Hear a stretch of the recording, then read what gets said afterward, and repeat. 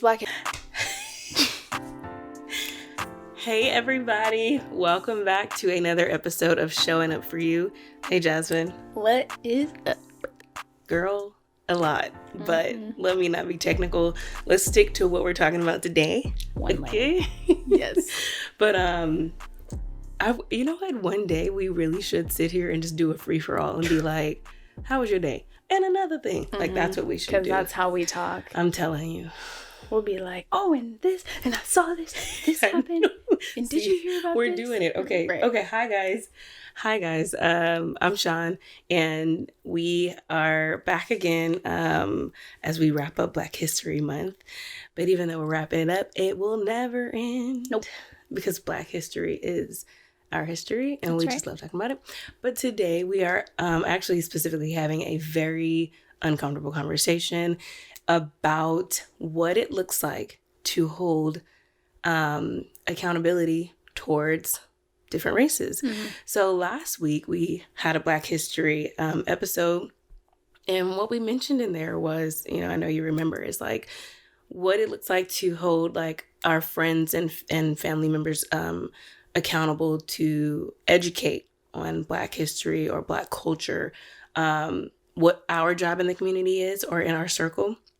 And then like what we would expect like an ally of a different ethnicity or culture to do that supports us. So like if there's a white friend we have, which I have a lot of white friends that are like, hey, I'm with you. What can I do? And I love that, right? Yeah.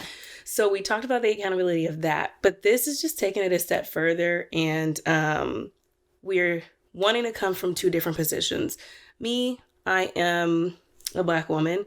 My mother is Black. My father is Black. Mm-hmm. Jasmine is coming from a interracial family. Yep. Your mother is white and your dad is Black.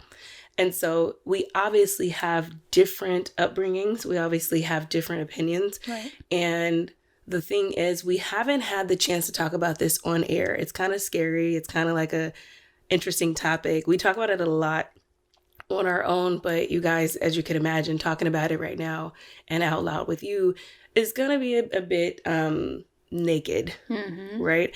And so the cool thing, and I'm super, super proud of you for this, because I have questions that I would want, everybody else to hear about when it came to you.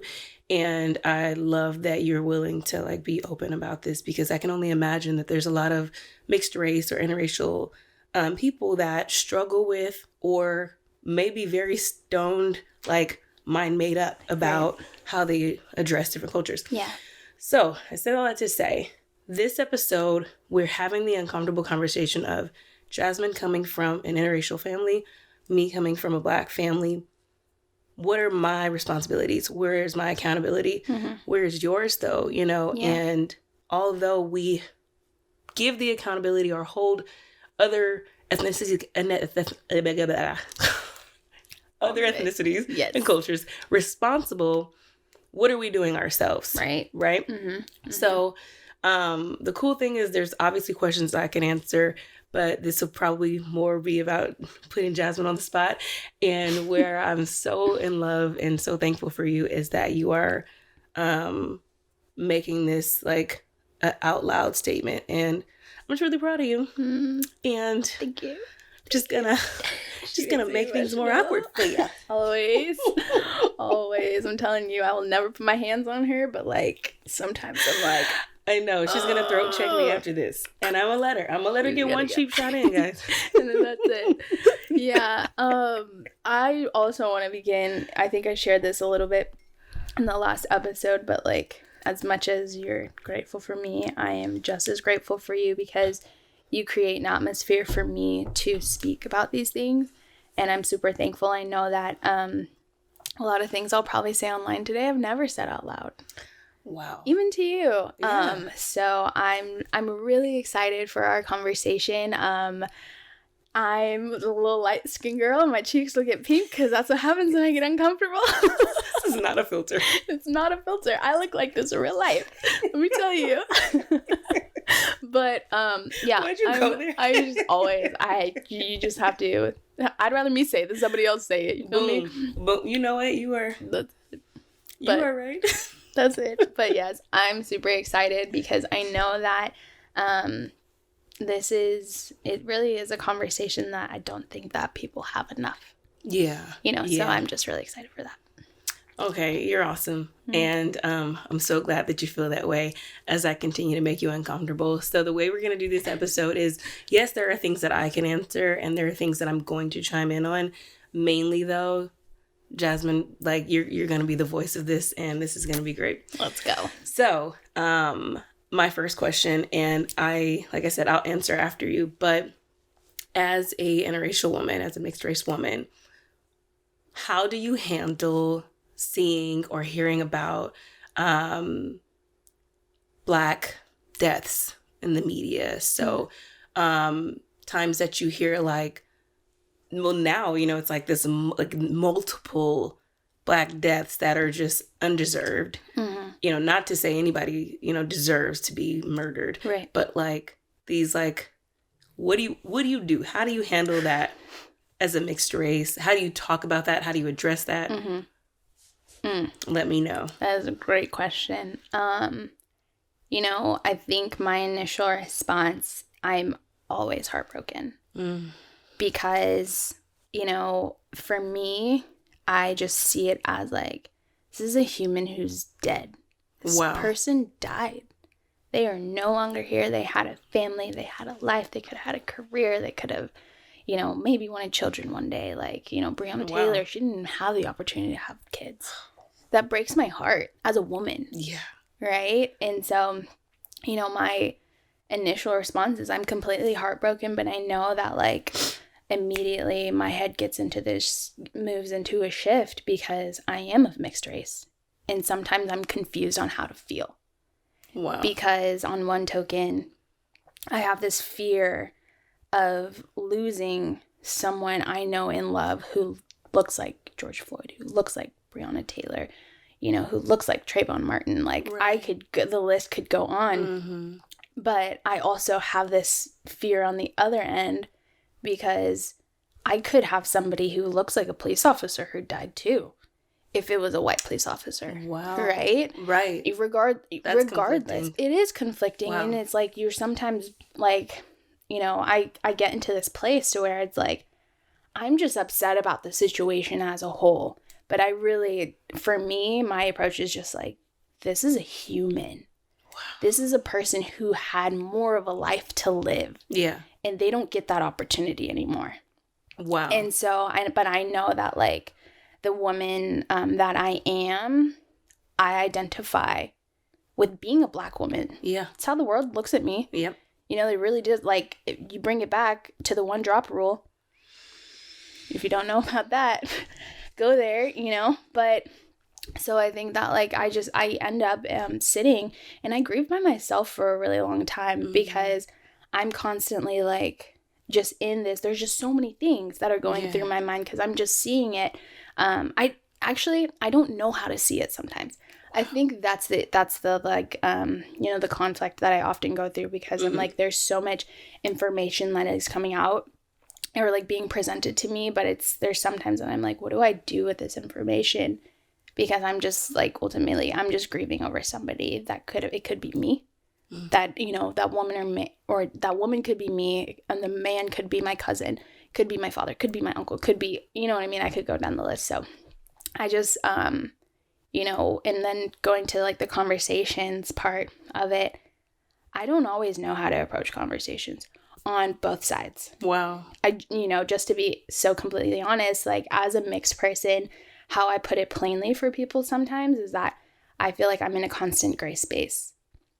Like I constantly live, like even not to just, bring like this, to bring a visual, I guess you could say it's like there's Black and there's white, and when you put it together, it's gray. Yeah, well, yeah, that's a good... Yeah, so I just live in this state where, and like something that, as I was preparing for this and I was thinking about it, I'm like living in a gray space, you're constantly conflicted because there's no place of belonging for you. Whoa. Really? So it's like so bringing it all back to like just the Black media, seeing, Black death in the Black media is just really, it's really hard, and it breaks my heart because somebody has died. and it just so happens that they have the same skin color as me. I'm not gonna cry. I'm just gonna like let my eyes water a little bit here. You said something so important. First of all, like that's so big, and you know, you said it. There are things that you're saying right now that we've never had conversations about, and so again, I'm so thankful for that. But you said, hey, like I see a human, and isn't that amazing? Like that's how it should be. Mm-hmm. Like I can only imagine the confusion of you going towards the idea of, hey, that white cop could have been my uncle or whatever, right? Mm-hmm. And that black man or woman could have been my cousin. So I get that, and that has to be conflicting. So I understand your confusion, because it's not that you have to choose a side, but the fact that you got to think about both ways is something that I wouldn't have to, mm-hmm. you know? Mm-hmm. And so, but I love what you said. It's like, that's still a human being, and a human being wrongly died. Yes. Or was wrongly murdered. Mm-hmm. I wish we could stay there. I wish that was it. Right. I wish it could be like a human was murdered. Like innocent human. Yeah, right? That was the headline. Boom. Period. Mm-hmm. Exclamation point. Whatever. Right. But that's not where it stops. Nope. And I love that. I hate that can never just be it. Yeah. For me personally, although I consider it looks like a luxury, but I think I speak for a lot of Black people where like we're past being tired of this. We're tired, meaning like it's so often, it happens so much mm-hmm. that it's almost like I can't even keep up with the names. You know what I mean? Like I can say the media, the last one we're talking about is Amir Locke.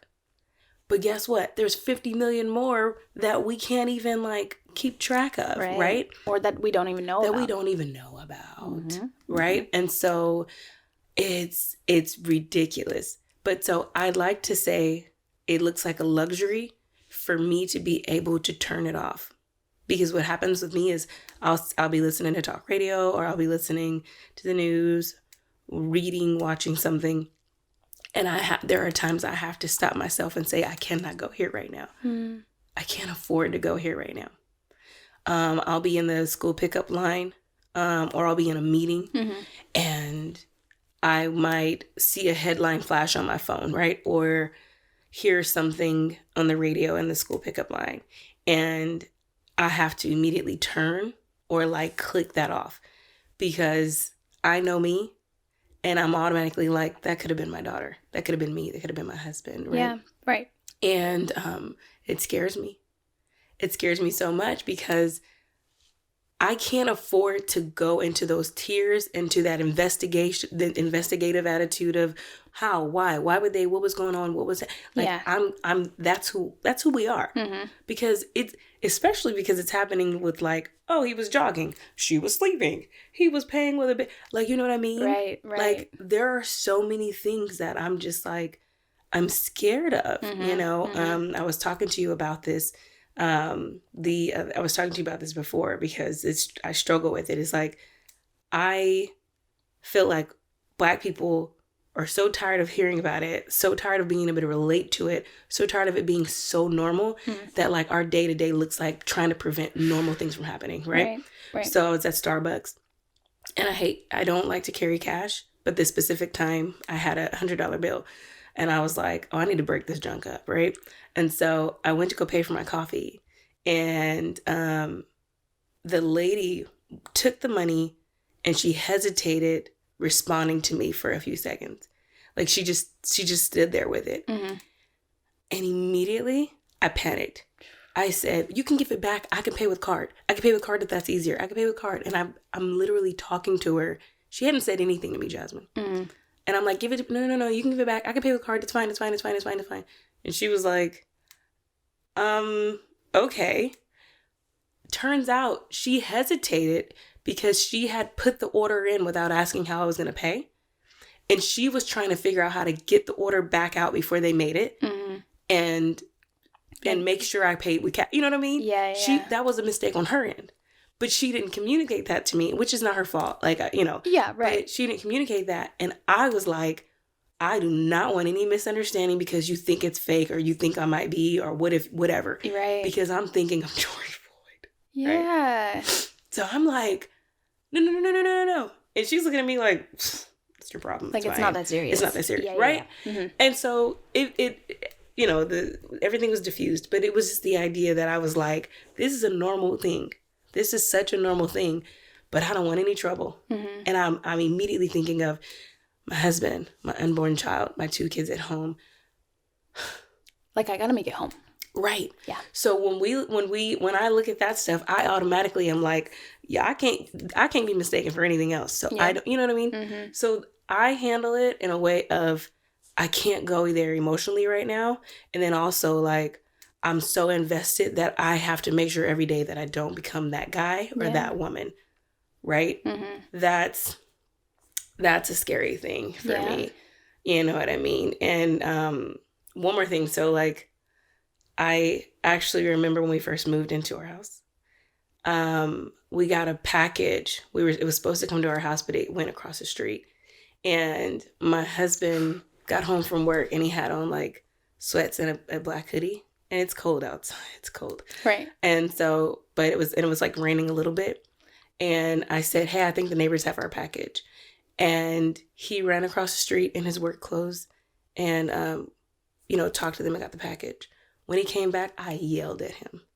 I said, how dare you go over there like that? Mm-hmm. Why would you? And I went off. I said, you are a black man and you went over there with a hoodie. And at first he was like, what's the problem? Like, but then it clicked. He said, oh my God, you're right. Like immediately he's like, I should have came in the house and changed. Mm-hmm. That's silly when you think about it. Right. But that's the kind of thing we have to, you know what I mean? Mm-hmm. Because it's like, you're a black man in a hoodie. Too many times that's been mistaken for the wrong thing. Mm-hmm. So, anyway. Or time and time again, it does. Yep. Yeah. It's and it's scary because that's just how we have to see it. Mm-hmm. I guess so. And this is more for you. How do you, as a mixed race woman, go about celebrating Black history or Black culture? And I'm bringing this up because we talked about before the accountability of educating your family or your friends, even as a Black woman. But this is how would you, having held white people accountable for this, how are you going and speaking to your Black side about it, and then also speaking to your white side about it? What does that look like for you? It's a really great question. Just to give more context to my life, as you mentioned, my mom's white and my dad's Black. I grew up in with my mom, so I grew up in like more with my white side of my family. And approaching Black History Month, I will be very honest, on both sides, there was not much happening. Really? If I'm honest. Wow. And so I was like, growing into the woman that I am today, I knew that who I am and who I'm growing into is important to me. So I need to know more. I deserve to know more. Absolutely. And it was more of the white side of my family who invested into me figuring out who I am more than the Black side of my family. Whether that's right or wrong, that's, whatever it may be. But so within my immediate family, it's important. And when I say immediate, I'm like my immediate household, my mom, my stepfather, my sisters. Outside of that, looks very different. Looks very different. I would say that because being the minority, it's uncomfortable. There are times that it's uncomfortable. And I know that there are times that I have been, we talked about passivity a couple, episodes ago. There are times that I have been passive because it's the excuse of like, it's your family. Don't be an aggravator. Just like, you know what I mean? Like kind of chime in and like see if it plants a seed. But like if it doesn't, you know what I mean? Like there's just like, boom, boom, boom. But I think the thing that I had to come to realize is that if I'm so okay with holding my friends accountable and being an aggravator there, you have to bring that into your own home, right? Like, if you're a person of faith, that there's like a saying that goes like, your mission starts within your home before it starts within the world, right? Mm-hmm. And so I think like that's, you know, has been very applicable. And so like my grandmother, she has invested in, you know, knowing that where my roots come from and where my ancestry comes from. And so that's something that I've begun to share with my family, you know, but so it's like there within that realm, that's given me a type of confidence to be like, okay, it's Black History Month and we're going to talk about these things year round. We're going to talk about, you know, how I feel about a certain situation. I'm going to talk about how I feel, you know, about, you know, Sha'Carri being wrongfully, you know, treated, you know, within the Olympics. Because I'm like, that didn't happen just within February. Let's bring it back because my Blackness is relevant 365 days of the year, not just, you know, within 28 days. But then also something I want to mention is like, I think the thing that I've struggled with is that I've had family members kind of call me the exception to the rule, but that hasn't been something that, you know, has been directly said to my face. That's offensive. And that's extremely offensive, right? And like as a biracial woman, I'm like, this is where I have to draw the line. Yeah. You know, it's that for me, I'm like, okay, I see that as a door of correction, but I also see that as a door of boundaries as well. Boom. You know, because at the end of the day, we still live in a I still have to recognize is that the time that I'm living in, the family members I still have in my life, they saw a lot of the civil rights movement. That's true. They're not ignorant to racial issues. They might be ignorant to their opinions of it or how they see things, but it's not like they can't say like, we never saw what's going on. Wrong. You did. You know what I mean? Like, you don't really have that excuse. But, you know, so that's something that, you know, just to answer your questions, like I have to re-navigate that. I have to look at it differently. I have to take a step back because, you know, I'm, you know, in my 20s, but as a biracial woman, my children are going to have a white grandmother. My children are going to have white family members regardless. You know, if I marry a Black man, like there's just going to be a reality that's going to be there. And so I'm having to step into a confidence within correcting, even just knowing like if I start this here now, it's going to make it effortless when my kids get here. And I think that's something that's really important, you know, for me, because I'm like, give me all the grunt, don't like me.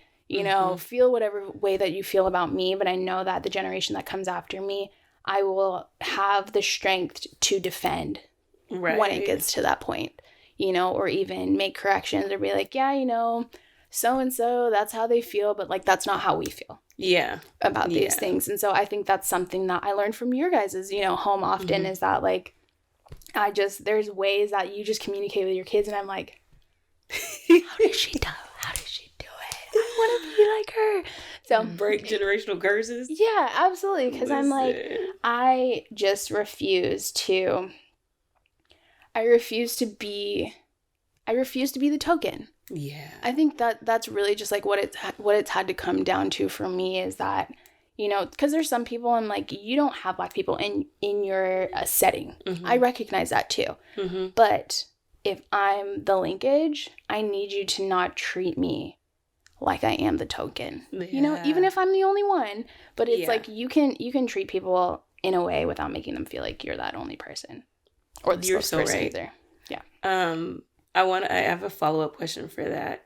Do you feel like, and you've mentioned this before, you mentioned like coming into your own and realizing in the past few years just what your identity is in this period, because even with that accountability, like, you still have to figure you out before you can have the boldness to hold anybody else accountable. Like, how can you speak to that? Like, do you feel like that's a thing for you?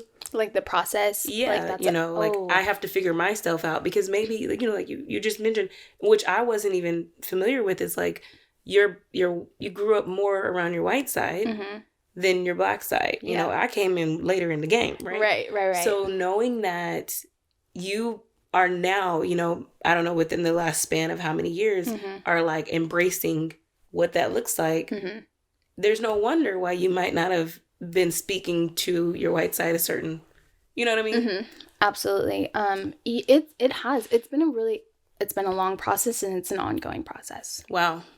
For me, you know, it would be naive of me to say like, yeah, it stopped and we've got it all figured out. And no, like if you know, listen to the last episode, 1976, like go back and listen, you'll find out what I'm referencing. But, you know, there's still so much that I'm learning. Yeah. And it really, like, I will be honest, I give a lot of credit to you, because it wasn't until, you know, I had, you know, I didn't have very many Black women in my life growing up. I just didn't. Or I had some in my life, but I didn't have Black women in my life who were empowering me.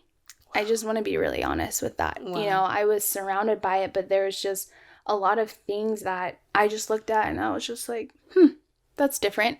What does that mean? Yeah. Things that I'm not understanding, not anyone, you know, encouraging me, educating me. Like, there's just so many things. And so it's really been like such a long, hard, but like very beautiful process, because like I've got to navigate like, how is it that I want to identify in the world? You know, if somebody were to ask me today of like, you know, how do you identify? Like, I am a Black woman in America and I'm mixed. I'd say both.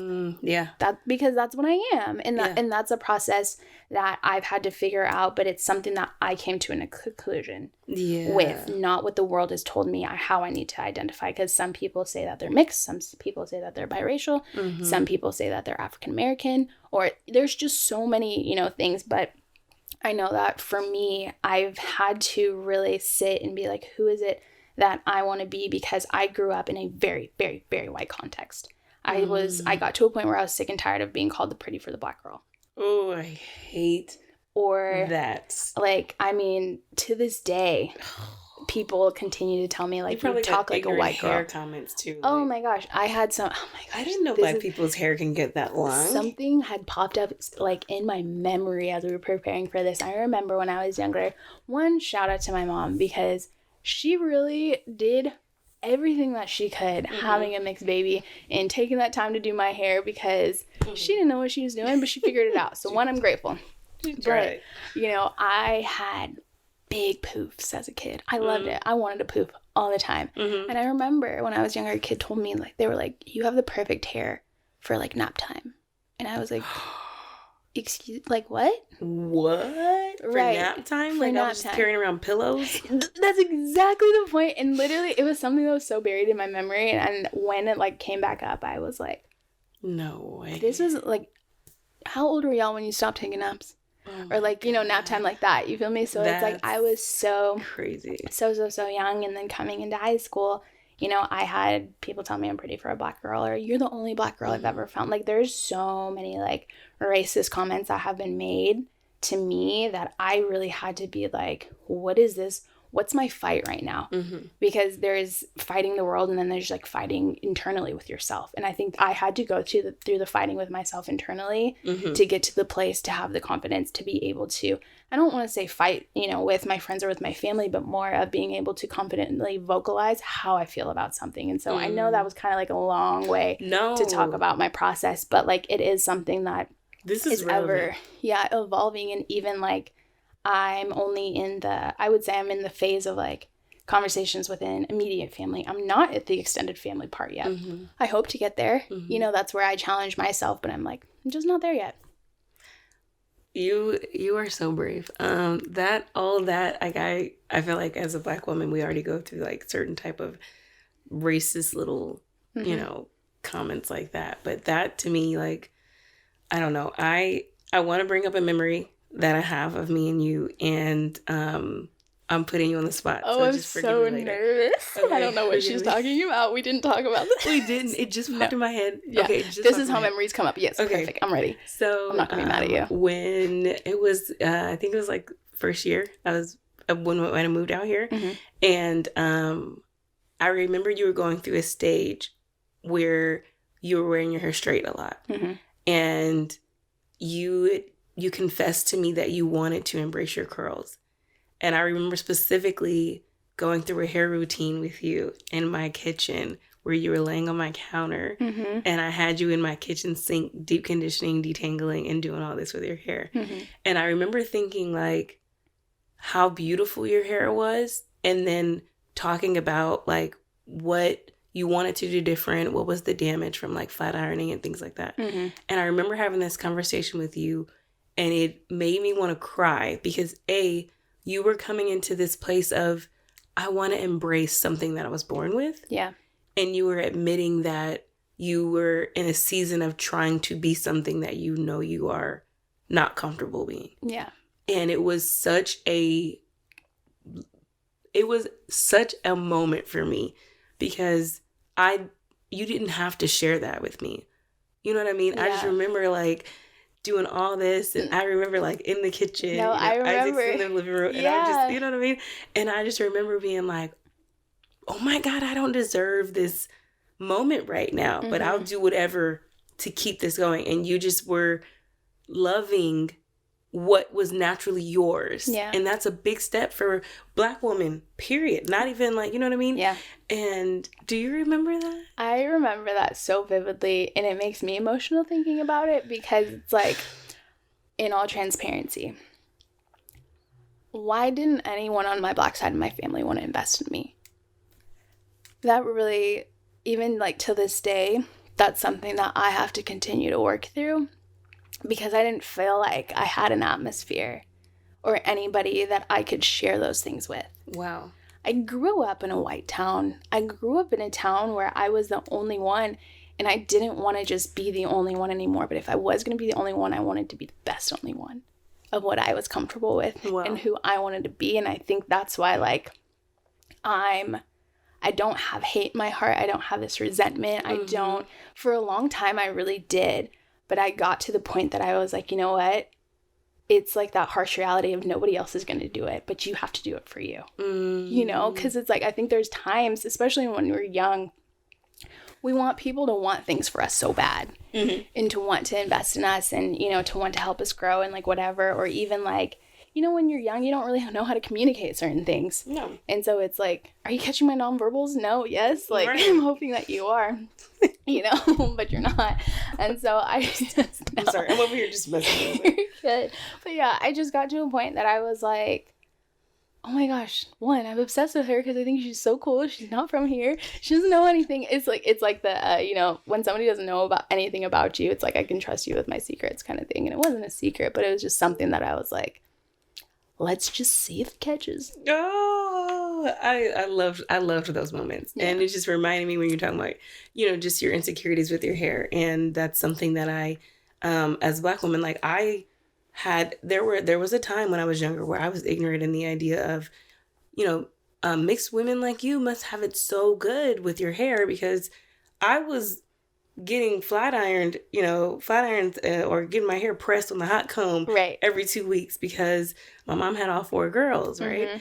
And she got tired of doing all the hair. Right. So like I had the burns on my neck, right? Where like I wasn't being taught about my hair, right? And so I remember thinking like, you guys must have it so you could just wear your hair whatever you want. Yeah. Right? No. Like I didn't learn that there was, you know, difficulties. Yeah. But I do want to backtrack a little bit because you did tell me something super cute about Black History Month that you guys did this year in your house. Oh, right. And I don't want you to skip that because I want to do it next year. Yes.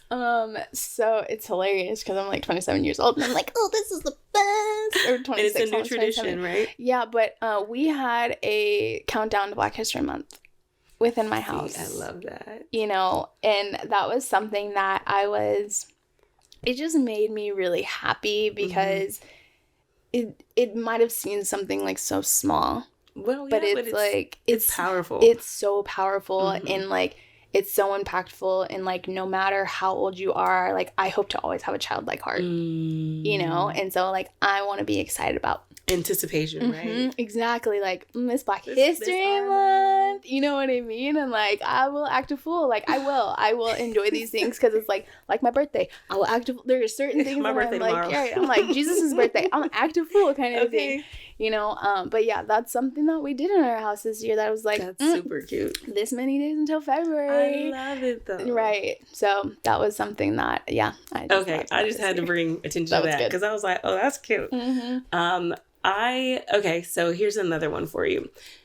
do you, and like I said, I'll answer after, but has there or is there anything about you that you feel you regularly do that helps you embrace your African American culture, right? The Black side, that you kind of feel uncomfortable doing in public or maybe in front of your white side? So is there a characteristic or a habit of yours that you feel like is solely because this is Black culture and I love it about Black culture, right? But like, I don't feel comfortable or I feel judged or maybe just uncomfortable around my white side or white people? Yes. Is there a thing? And tell me it. I think the one thing is, growing up in the town I grew up in, everybody lives in a box. Okay. In my personal opinion. Where I went to college, everybody is kind of in a box. You kind of just all look the same to an extent. That's never, never been my thing. And so the one thing that I feel like connects me is like my sense of style. I want to put a twist on things. I want to wear, you know what I mean? The shirt that you're like, yeah, she might stand out in a crowd, but like, I like the shirt, so I'm going to wear the shirt. Or, you know, I had, you know, once I was wearing camo pants and somebody was like, you're not in the military, what you wearing camo pants for? Mine was right, and I was like, because my pants are cute and my outfit is cute. Okay, you're a hater. If you're a hater, just say if you're a hater, just mind your business and go about your day. Okay, and talk about my cute outfit somewhere else. Right, but you know this on your Pinterest board. Exactly. Oh, which makes me so mad. But I would say like the one thing that makes me feel connected, I guess, would be like my sense of style. Like I admire, you know, pioneers like Virgil Abloh, may he rest in peace, or Jerry Lorenzo, he does Fear of God. Like these are Black artists who, you know, bring something into culture in general, but people want to identify it as Black culture, which I'm like, you know what, give credit where credit is due then, if you're going to talk about it. But like, and I'm also, this is something I shared with you, I'm a hoop, we are hoop earrings kind of gals. You know, like we're going to wear hoops in a professional setting. Like if I can wear it working out, I probably will. I'll get the small ones. I'm like, you still gonna see these little hoops, right? But that is something that, just like keeps me connected. And I think the thing that really kills me is that like, it's just, we're trendsetters. I would say like, there's a lot of things I'm like, look at sneaker culture right now. One, don't get me started on that because that'll take me down a dark road. Because shoes are a big part of my... Okay, go ahead. The best. But, you know, there are moments where I want to wear something that looks different, but I know what the rest of my friends will look like, and I'm going to stick out like a sore thumb. But I will go ahead and continue to stick out like a sore thumb. But yeah, that's my thing. It's just like my style. What about you? So, well, before I answer, so do you feel like what I hear you saying is like your style, knowing that Black people can put a twist on anything, right? And that's something that I love too. That's something, I guess, like, do you have an experience where like that was judged or that was like looked upon as, you know, you talked about the camo pants thing, but like I can imagine in a work setting, you know, you might like feel like I love this because of my sense of style, or like this is where I culturally relate. But, you know, we all have had those like, that looks unprofessional experiences. And so is that what I hear you saying? Yes, that's exactly it. Because speaking to the professional setting, I wore a head wrap to work once. Ooh, I love a good head wrap. Love. Get the little baby ears bump. Okay, let me just... With the hoop. So, you know, what am I wearing tomorrow? Right, you know, and that was like, it was just a day that I was like, we did conditioning underneath here, and so we're gonna wear. We're gonna live our life, right? And isn't that amazing that Black women can do that? Yes. Okay. Like, right? It was, my hair was lavish, loved it. Them oils were.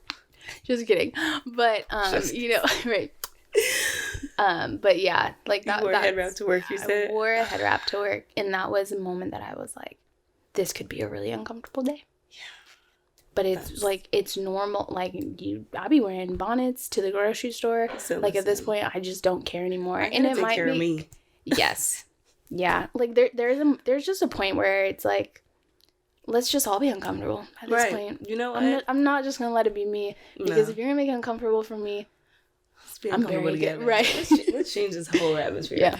No, I love that you shared that because I do agree with 100% of that. For me, it's music I listen to. So like I grew up in LA and then we moved into like the IE area, Inland Empire area.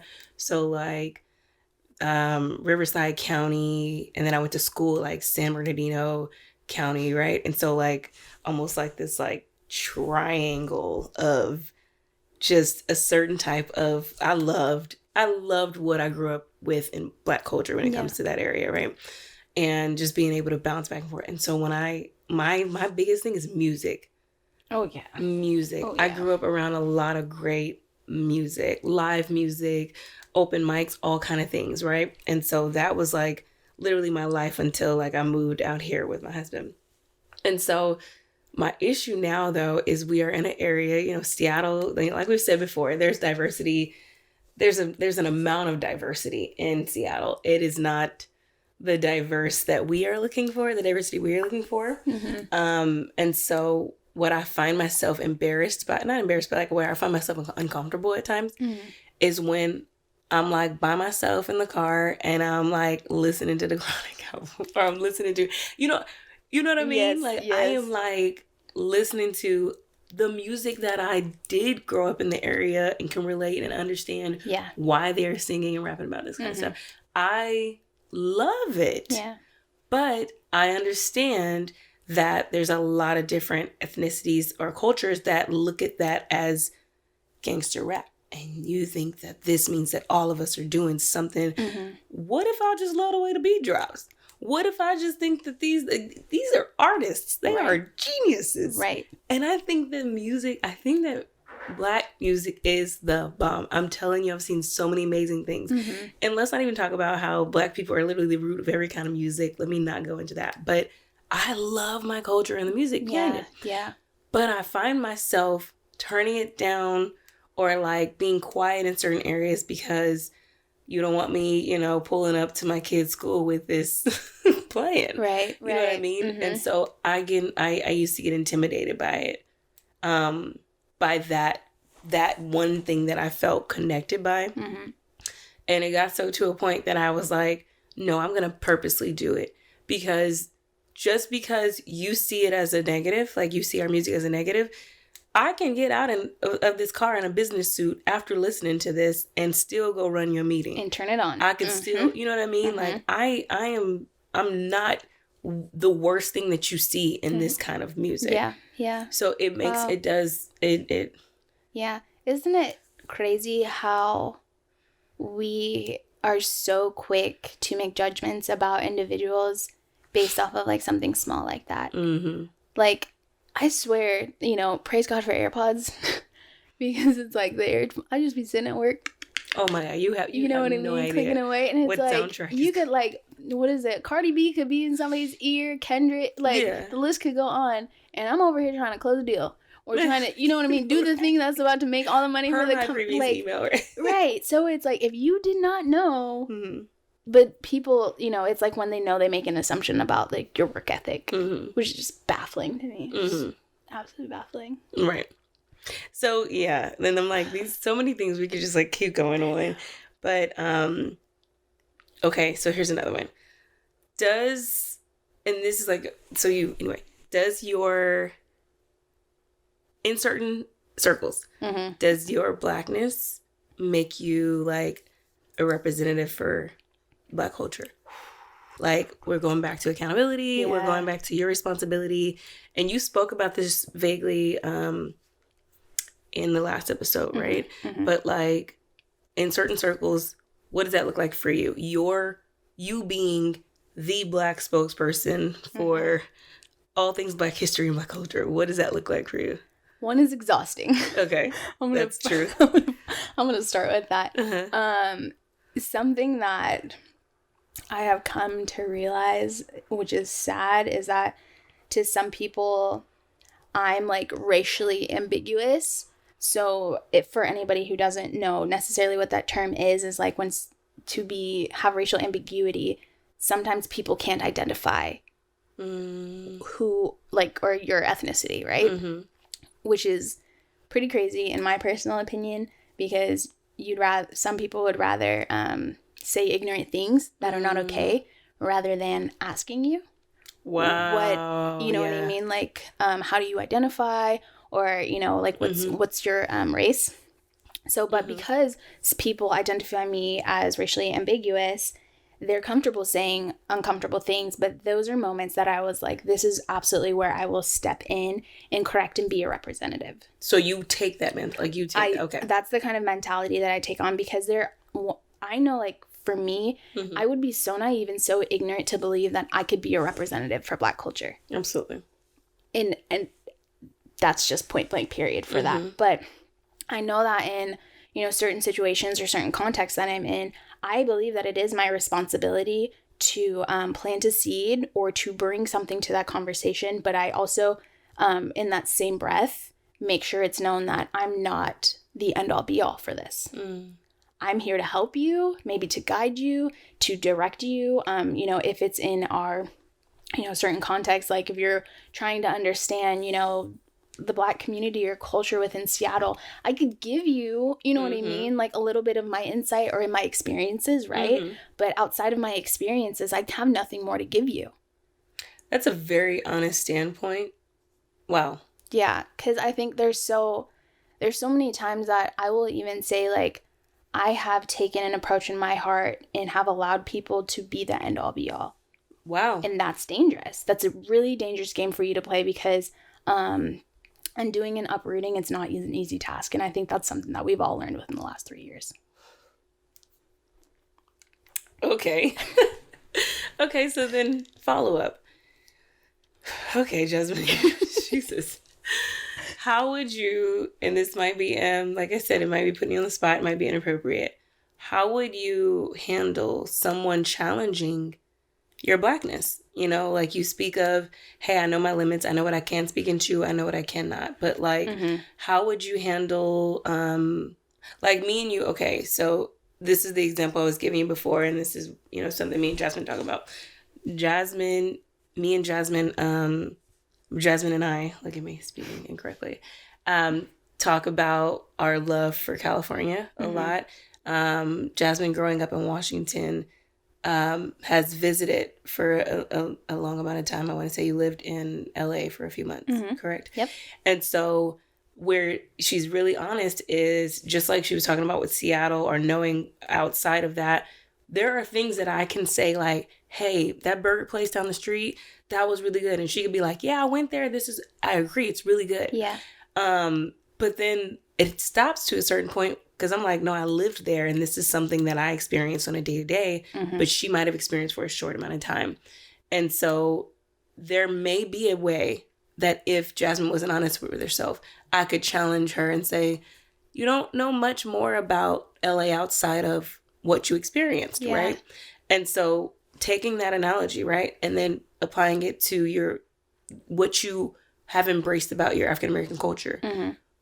How would you handle somebody saying, well, you should only know, which sounds ignorant now that I say it out loud, right? Yeah. But it's out there. Yeah. Yep. But how would you handle me, a random Black person, white person, whatever?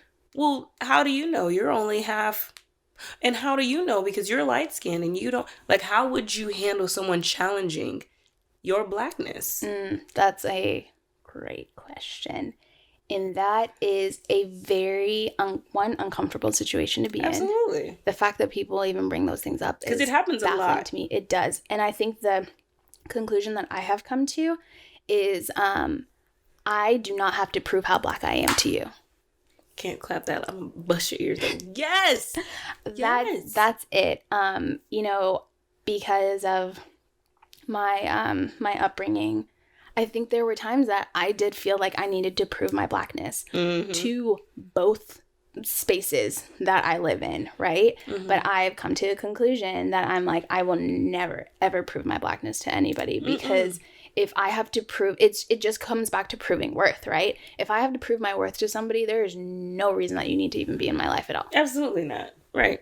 And you said it, like, that's such a powerful answer. Like, first of all, it's none of your business. Right. Second of all, but I know that that's a thing. And like I said, guys, we talk about this offline, and I'll say it again. We are open to feedback, comments, DMs, all that, because this is something that I know I have questions about as a Black person. And I know that, as you talk about how you're embracing your lifestyle and how you're like learning more about yourself, like you're coming to some truths on your own. You know what I mean? Yeah. And that means that there are a lot of other women or men that come from interracial families or that are mixed and that are dealing with this too, because I didn't even understand I can never understand to the extent of the confusion or conflict of coming from both sides. So I've heard people challenge that in mixed women and men. Yeah. Like, I'm like, it sounds ignorant, but the thing is, it happens. It happens. Very often. And I think that, like, the one thing, I'll just be honest, where I get confused by is, if I gave you an answer, what would that do for you? Boom. Like, I mean, anybody, if you ask that question, answer as you will, but, like, genuinely think about it. If you got the answer, what would that do for you? Right. And then it's almost like, what do you think Black people are, like, what's the mold for a Black person? What is the criteria?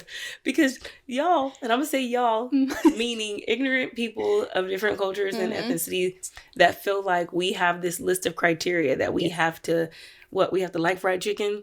We have to, you know what I'm saying? Like, what is it? Right. What is it? Because you for sure do not like eating meat very much at all.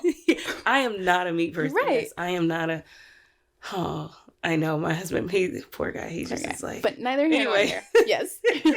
I'm like, not to take us off track. Right. But the point is, I would not fit in the category. Yes. But the point is, like, you're right. There's that thought. There is that thought. So I think it's completely ignorant. But I love that you're like, hey, like, that's not.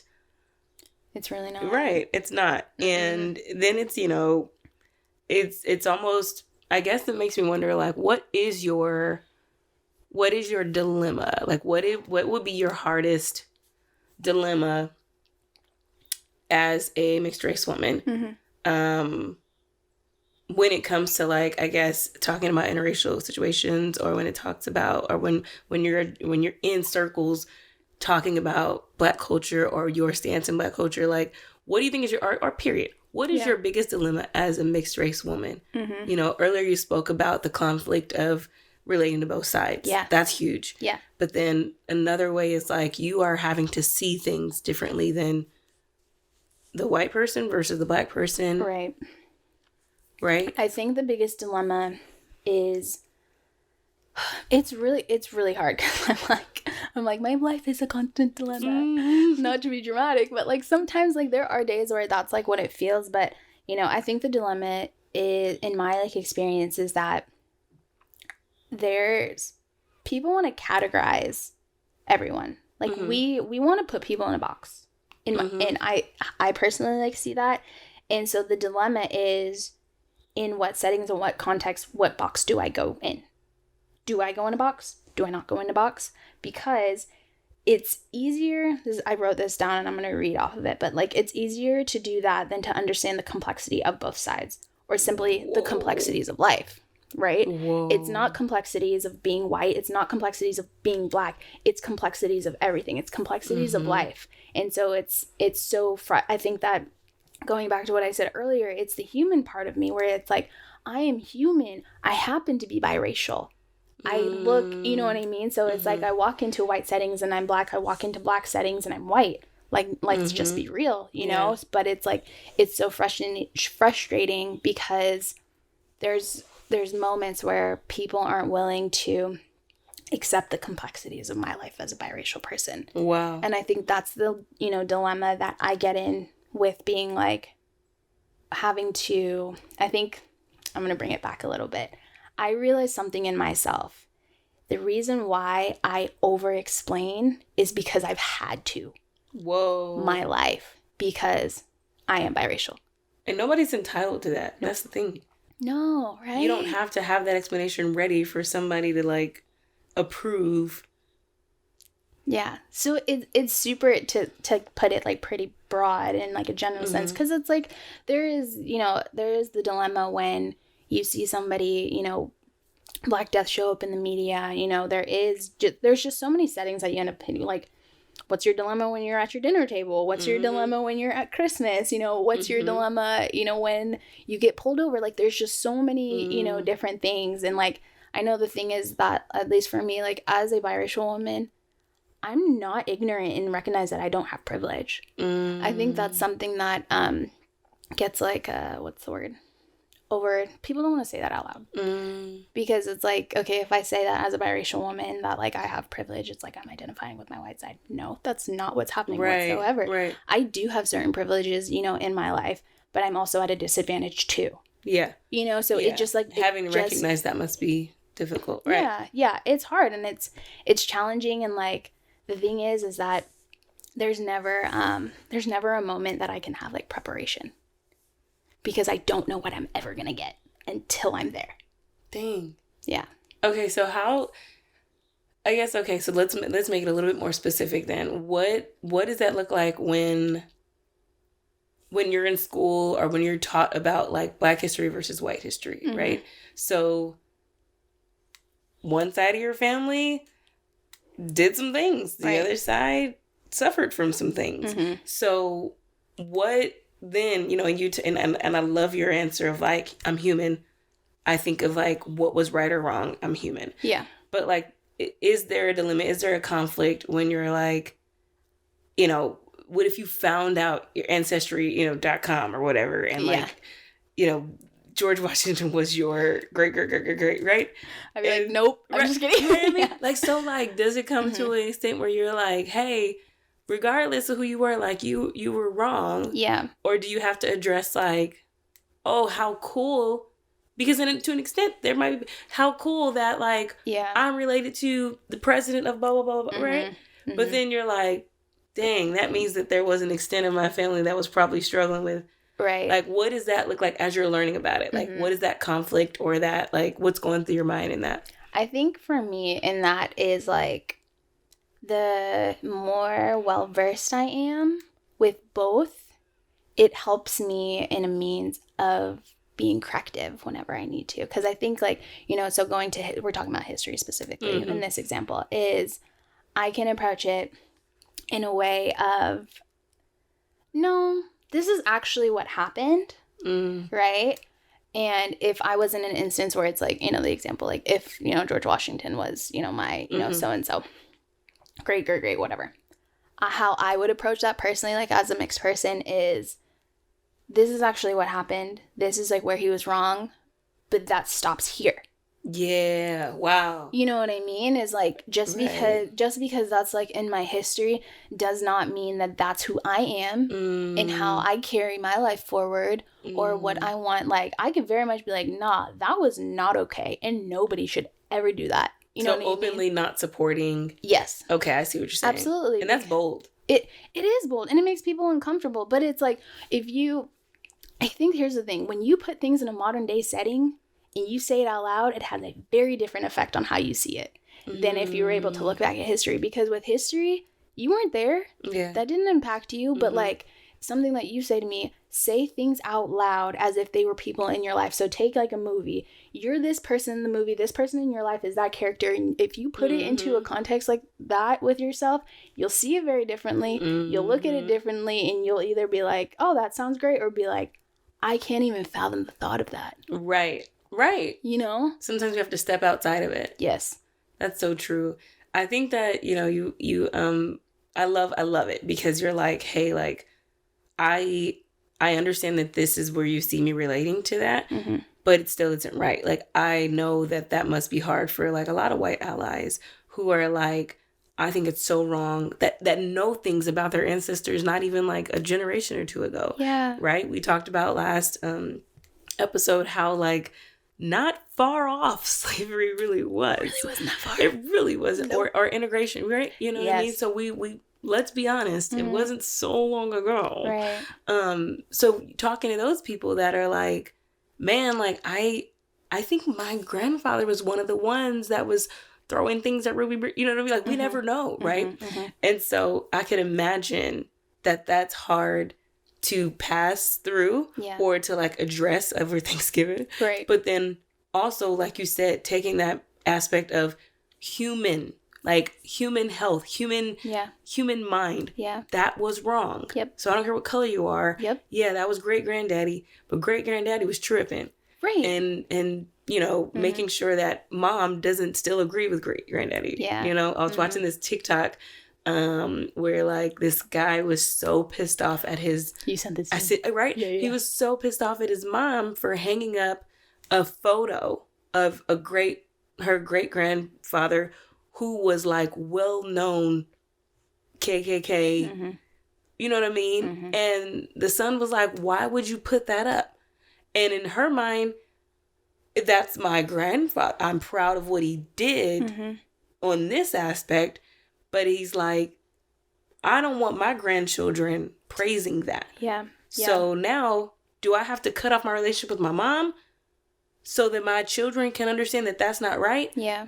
Or is my mom going to see that just, we can no longer praise that. Like we can no longer, you know what I mean? And so I can understand that that's a dilemma, because I'm not saying it's right. I'm not saying it's wrong. I'm saying that woman may very well be proud of being related to whatever accomplishment he had. And in that way, is it so easy for her to overlook the things that he was doing to Black people? You get what I'm saying? Yeah. You know what I mean? And so there's so much. There's so much. I mean, also like something that you so often see is like people apologize for their, you know, I'm so sorry that he did that, ma'am, sir, ma'am, you weren't alive when that happened. I'm asking you to do better moving forward, to do something different. Yeah. Like we both weren't alive. We had no control over what the narrative was that just happened with that. It. But like, you know, the guy in the TikTok, he said, for me and my family moving forward, no, we're not going to praise, you know what I mean? Like absolutely horrible behavior, because we don't treat people like that. Exactly. You're right. Yeah. And, you know, and just to reiterate what you're saying is like, no, I don't think that, you know, like white people now are like owning slaves in their backyards. Or I think that I would like for you to correct the behavior that was passed down. Yeah. And the mindset of thinking that, you know, Black people carry a certain image that we don't, you know what I mean? And so I completely agree. I completely agree. I want to say, like, just because before we kind of like get into a free for all, what would you feel is something that, you know, you've kind of spoke earlier about, like, I don't have to explain myself, which you don't. Yeah. I don't owe anybody this, like, I don't have to show my Black card, right? I don't think you do. But I imagine, and correct me if I'm wrong, is there something that you wish, like, if you stood for all mixed race, right, women and men, what would you want the Black community to know? Like, what would you, like, you know what I mean? It's almost like Black people, like, we're like, off top, stop touching our hair. Like, right? Like, that would be the one thing. That's it. That's right. It. Off I don't know. You know? But, like, what do you think is the one thing you want? What's the takeaway here in this episode?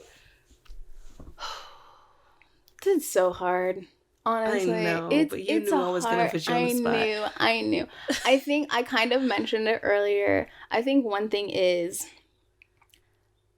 I wish and I hope to see Black people give more grace to biracial people as they navigate what their Blackness looks like. Wow, that's huge. I think that it's like, this is the one part that I'm shaking. Because in my experience, I think the way that the world is changing, I think there's going to be a lot more grace. I'm very excited and happy to see that. The way that I was brought up, I don't think I was given that space. But I also think that, and I would say that for both sides, honestly, Black and white. But I also would say, this is what I mentioned earlier, is that there is no set community for biracial people. I would say people long for belonging somewhere, right? Like, when Black Death happens, you watch a Black community come together. You watch white people come together in that same way.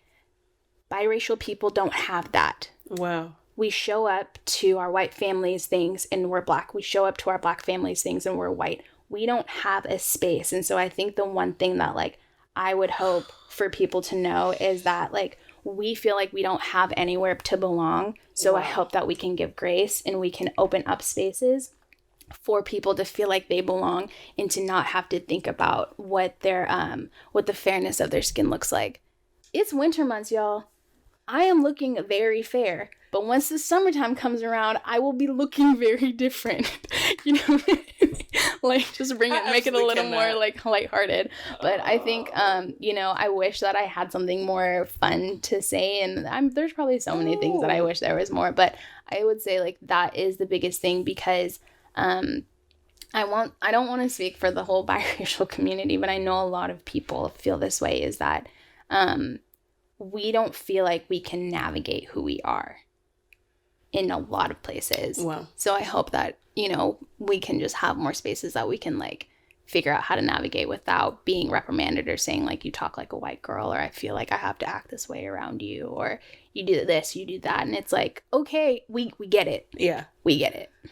That's so big because like I'll speak just, you know, for myself, and like I appreciate you sharing that, because that's something I'm like I could do better at, because I don't know, like I said, I don't know the conflict of coming from two different sides and having to address two different types of people. I don't know that, you know what I mean? And I imagine that even women that are in interracial relationships, men or women that are in interracial relationships now, having to like watch something with their partner on TV and realize like they're taking it two different ways, right? And that's conversations, like you guys have to have those conversations. Whereas like if me and my husband saw something on TV, we both be like, yup. Right. You know what I mean? Like I know. I know. Mm-hmm. We can look at each other. Something can happen in front of us and we look at each other and go, right? Because we know, I know what you're thinking. Right. Whereas that's not something that you probably experienced growing up.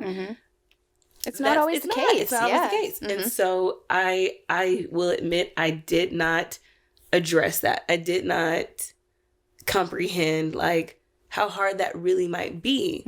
And so when you speak of like, hey, I wish that we were more, like, I think I can do better. I can absolutely do better in addressing that. I can absolutely do better in understanding like, dang, this is really conflicting on a day-to-day basis, because you speak of the belonging idea and you speak of like either side I go, there's the issue. Yeah. You know what I mean? And man, I love this journey for you, but I don't want it, right? Like I don't imagine, like that's hard. Yeah.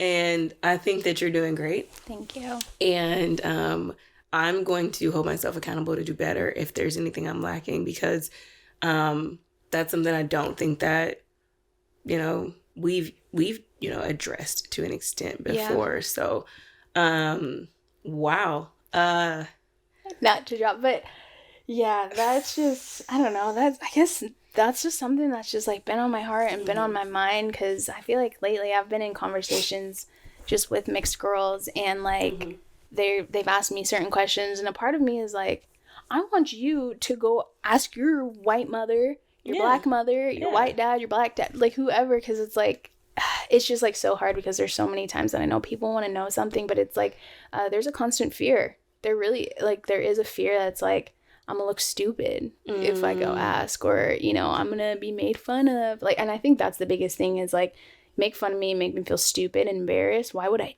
ever continue to have a conversation? Absolutely. And I think that's like, you should just never make somebody feel dumb. So that's all. No, absolutely. Do you find yourself like hanging out with more mixed race women because you guys have more in common? Or do you feel like now that you are knowing yourself better and you have the confidence, you're like, I can be in any crowd and I can hold my own? I would say more in any crowd. When I was in high school, it was mostly mixed women. Okay. You know, like my like close, you know, group of friends, 3 friends or so.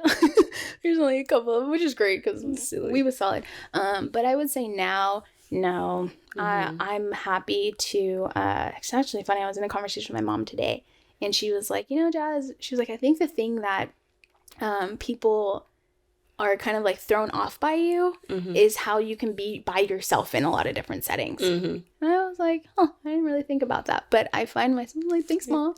Appreciate you, Mom. But yeah, just now, like where I'm at, and I I feel confident in who I am in any settings. I feel as if I can speak up, you know, about if I see that representation is lacking. Yeah. I'm for sure gonna say something. Oh, Be yeah. like, show, I have a question. Right. Show. Leave my son out of it. I have to. I love him. It's perfect. That's how my son's. I can't help it. We love that little chocolate boy. Mm-hmm. You know what? You saying that brings up something I actually wanted to kind of like recap on from what we talked about last week. Yeah. One of the things I thought was really awesome is the we like I said, we are Seattle based, and one of the high schools that we know of, actually, we spoke of. My husband went to this high school, and you did too. Yep. But it's Central Kitsap High School, and what I love and spoke about last week is that they did a walkout and that was their form of protest on February 14th. And the purpose was to draw recognition to Black History Month. And so literally only 14 days in, and they did not feel acknowledged, which I think is crazy because I spoke of how like they're pushing Valentine's Day, February 1st, January they're pushing Valentine's Day, right? Yeah. They're pushing Valentine's Day, they're pushing President's Day, they're pushing everything. Yeah. You know what I mean? Matter of fact, I looked on my son's calendar for next month and like they have a whole like week dedicated to Dr. Seuss. And I'm like, oh, so y'all can celebrate everybody else. Yeah. Anyway, but so the high school kids were like fed up within the first 2 weeks. You know what I'm saying? So fast. Yeah. So I'm like, y'all must not have been doing anything. So they decided to walk out. And so I'm really proud of that. You know what I mean? I've worked for that school before. Yeah. And seeing how Black and white students and other, ethnicities and cultures stood out and in their form of very, very safe and quiet protesting. Yeah. I was just really glad to see that these young people were like, we need answers. Yeah. And like I said, for them to do it so soon in the month, I'm like, to organize it so soon in the month, y'all must not have been paying much attention. Right. And so knowing that there were different people out there saying, and there were admins out there as well, administrative leads out there that stood in with the students and like, hey, acknowledge them, acknowledge who they are. Right. And so I wanted to know the result of that. So that's what I'm coming up with. But essentially what ended up happening is it got the attention of the district and the school board. And now I'm told that they are not only recognizing Black History Month, but now year round, there's an openness and willingness to celebrate and acknowledge and educate Black history like all year.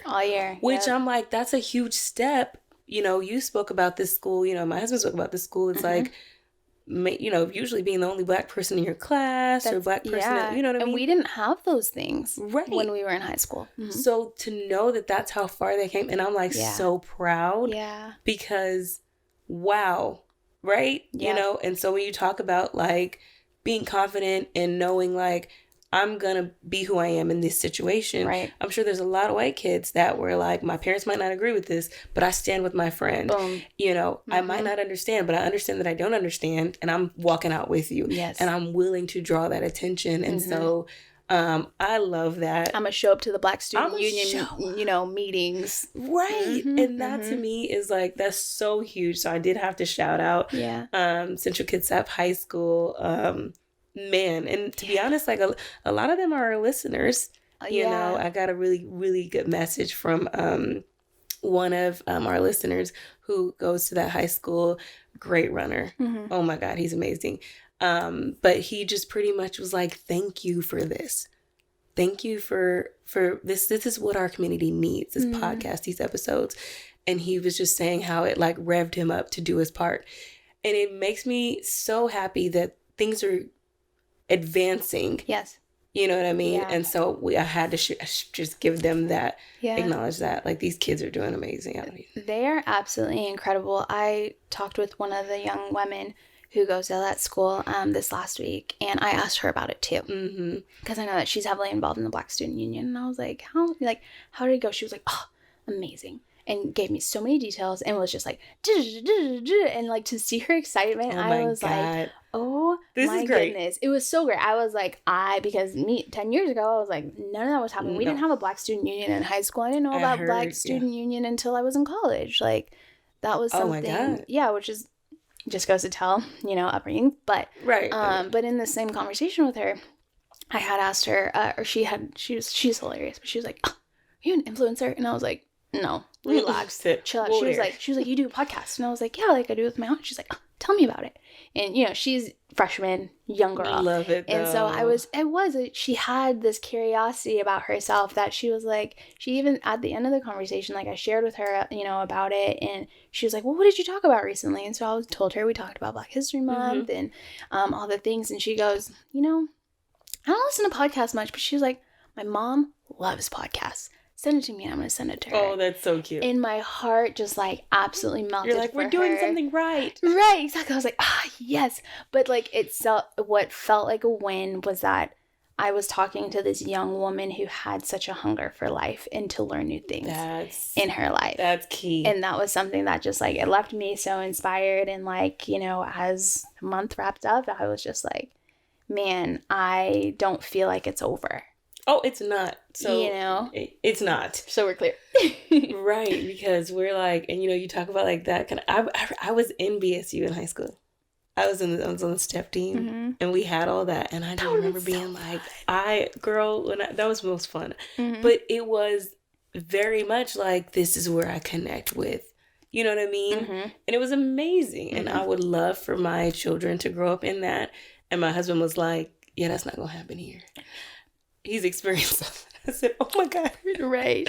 So we don't have to figure this out because nope. So right. So I'm like, oh, that's really not funny. Yeah. It's not something that, okay. Yeah. But anyway, guys, as I was saying before, we are so thankful that we get to have this space, not only between me and Jasmine, but here with you guys in your ears on your Monday mornings.